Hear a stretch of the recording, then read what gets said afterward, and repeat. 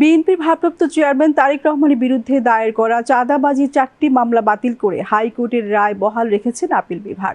হাইকোর্টের রায়ের বিরুদ্ধে রাষ্ট্রপক্ষের দায়ের করা লিভ টু আপিল খারিজ করে আজ বিচারপতি মোহাম্মদ আশফাকুল ইসলামের নেতৃত্বে 4 বিচারপতির আপিল বেঞ্চ এই আদেশ দেন। আদালতে রাষ্ট্রপক্ষে শুনানি করেন অতিরিক্ত অ্যাটর্নি জেনারেল ব্যারিস্টার অনিকার হক। রাষ্ট্রপক্ষের যে আপিল, সেই আপিলটা ডিসমিস করা হয়েছে।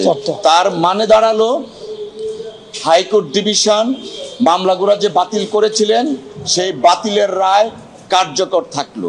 জনাব তারেক রহমান হাঁটতেও পারতেন না, তার যে পিছনের ব্যাকবোন এগুলো ভেঙে ফেলেছিল, এত টর্চার তার উপরে করা হয়েছে। যে তারেক রহমানের যত মামলাই হয়েছে সবগুলাই উদ্দেশ্যপ্রণোদিত এবং রাজনৈতিক উদ্দেশ্যপ্রণোদিত, সেই কারণে তিনি খালাস পেতে পারেন এবং আদালত আজকে 4টি মামলায় ডিসমিস করে দিয়েছে।